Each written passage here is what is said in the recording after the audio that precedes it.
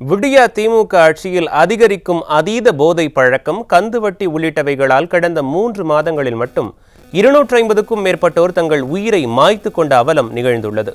இதுகுறித்த ஒரு செய்தி தொகுப்பை தற்போது பார்க்கலாம்.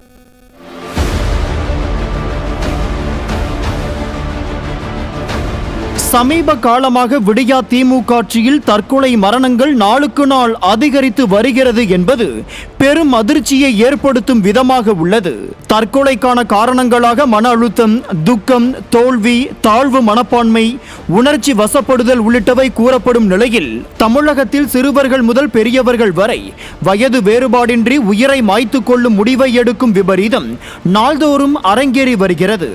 குறிப்பாக தமிழகத்தில் கடந்த 3 மாதங்களில் மட்டும் 250க்கும் மேற்பட்டவர்கள் தற்கொலை செய்து கொண்டுள்ள நிலையில் பெரும்பாலானவை அதீத போதை பழக்கத்தாலும் கந்துவட்டி காரணங்களாலும் உயிரிழப்புகள் நிகழ்ந்துள்ளன என்பது கூடுதல் அதிர்ச்சியை ஏற்படுத்தியுள்ளது.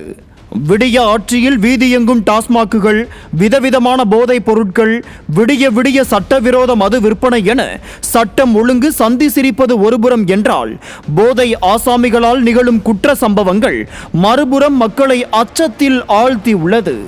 இந்த நிலையில் தொடர் போதைப் பொருட்கள் பயன்பாட்டால் மனம் மற்றும் உடல் அளவில் பாதிக்கப்பட்டு அதனால் ஏற்படும் பிரச்சனைகளை எதிர்கொள்ள துணிவில்லாமல் தற்கொலை செய்து உயிரை மாய்த்து கொள்கின்றனர்.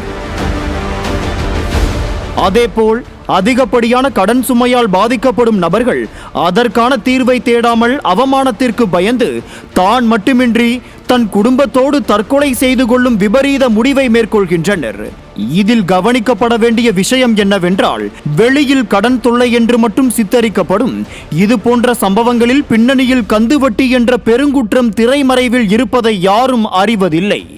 அதிமுக ஆட்சி காலத்தில் கந்துவட்டி தடை சட்டம் அமல்படுத்தப்பட்டு கடும் நடவடிக்கைகள் எடுக்கப்பட்ட நிலையில் தற்போதைய விடிய அரசும் அதிகாரிகளும் அது குறித்த புகார்களில் கட்ட பஞ்சாயத்து மட்டுமே செய்கின்றனர் என்று பொதுமக்கள் வேதனை தெரிவிக்கின்றனர்.